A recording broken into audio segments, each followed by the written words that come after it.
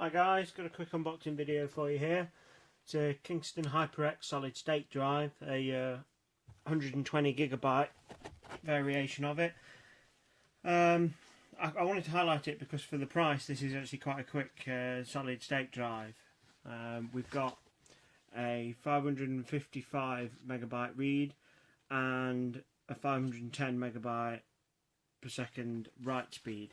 For a drive at this price point, that's very good. So let's have a quick gander at what we get with it. Manual, obviously, and we get a lovely little hologram sticker.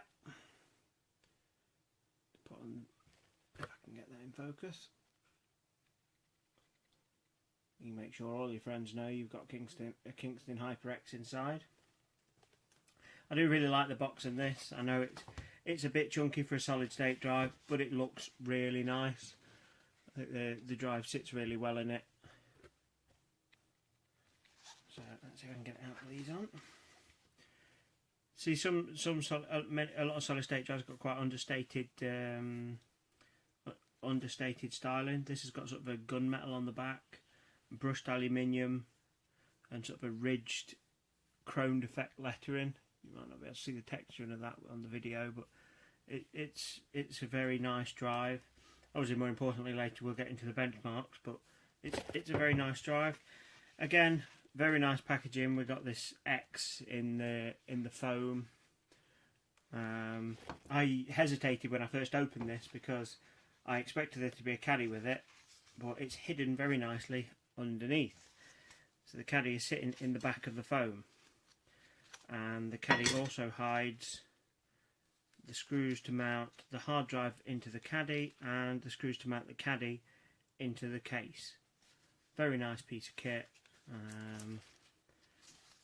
very well packaged. Really love this. Most importantly, we'll get some benchmarks, and I'll include some screenshots of those in the video in a second. But I just wanted to highlight the packaging and the styling of this because it is very nicely packaged. It does look very nice. I mean, I love the sort of electric blue aluminium of the caddy. I mean, if you're going to be mounting this in a case where you're going to be able to see it, which this most likely is, then stuff like this is a really nice touch, and this is a particularly nice one. I mean, I've had some from Corsair and OCZ, but I just prefer the look of this much more. This is much more flashy. So without further ado, we'll get on to some benchmarks. Okay, so for the benchmarks, I've left the speed and accuracy on the default settings. We'll start off with the small block size test. The first test is 512 bytes block size. As is to be expected when using a small block size, we've got much lower transfer rates. Every hard drive gets lower transfer rates when showing small block sizes.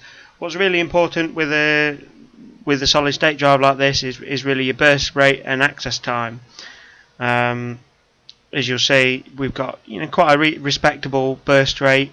The hard drive is over 500 megabits read and write. To get about half that when you're using such a small block size is pretty good. No complaints about this. What I do find very odd, and you'll see this from all of the tests, is that the first 30% or so of the drive performs completely differently from the rest of the drive. After the sort of 33% mark, the consistency in the performance of this drive is pretty good. But before that point, it wanders quite considerably. Now I'm going to open this up to Kingston and send it to them and ask them to explain why. I'm sure we can find. I'm sure you'll be able to find some more technical reviews of this. But I just wanted to give an overview of the drive. I didn't want to go into too much detail. But I will, if I find any details, I will post them in the description. And before anybody flags up the CPU usage of this being -1%, that's clearly an error. This drive is not going to make your CPU faster. Don't quite know what causes that. I think it's something to do with the access times being that good. It just struggles to calculate it. But basically you can take that as a CPU usage being negligible. with the CPU this is being used on, which is on an AM3 system. I forget exactly what CPU. The CPU usage is negligible. It's barely measurable. That's the point with the -1. Okay, so moving on to the second test here. This is using the HD Tune default settings. It's a 64 kilobyte block size. As you can see, burst rate's pretty similar. It's down a little bit, but it's about the same. Access time's pretty much the same. CPU usage is the same. We're still immeasurably small. We are starting to see a decent improvement in transfer rates now. Again, we've got this sort of below the 30% mark. We've got some much more inconsistency in the performance of the drive.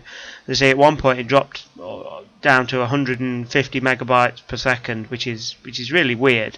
After this sort of 33% mark, even though we are still wandering in the performance a bit, we are relatively stable around the 360 megabits mark, which is odd. I mean, it's a shame that this drive has such a dramatic dip at the bottom. I mean, it affects its average scores quite dramatically. It's not really you can't really rely on the average scores with this drive, because for the most part of the drive it's scoring much higher than its average. Okay, so moving on to HD Tune's highest block size of 8 megabytes, we'll start to really see what sort of transfer rates this drive can achieve.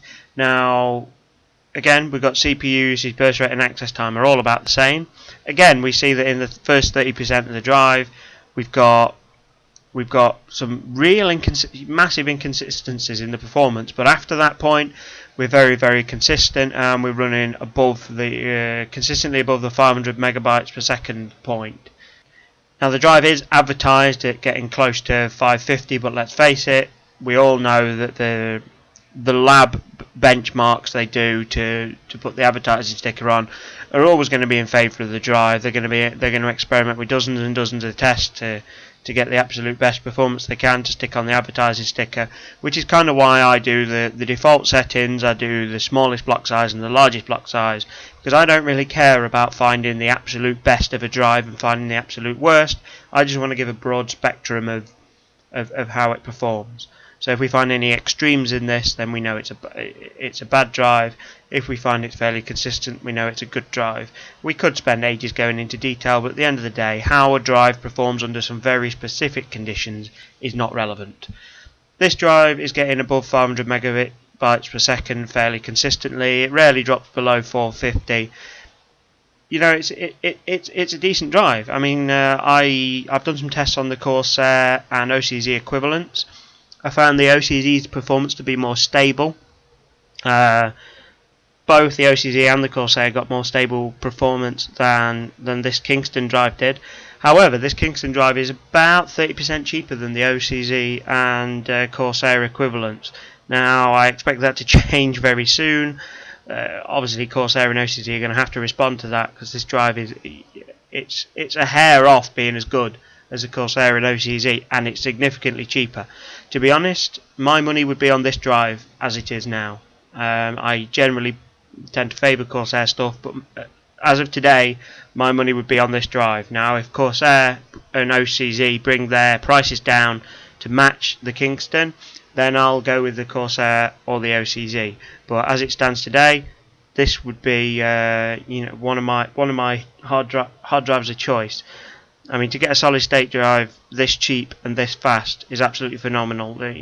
Total absolute 10 out of 10 for value for money for this drive, and it performs well too. No complaints here. I mean, if you can make do with 120 gigabyte hard drive, this is a very good buy. I recommend anybody who's looking for a solid state drive and you can manage with 120 gigabytes, get one of these. Assuming the video is not now about 3 years old, of course. So guys, if you've got any questions, write your questions in the comments. I'd appreciate the like on the video if you found this useful. If you want to see more stuff like this, subscribe to my channel, and just have a great day. See you soon.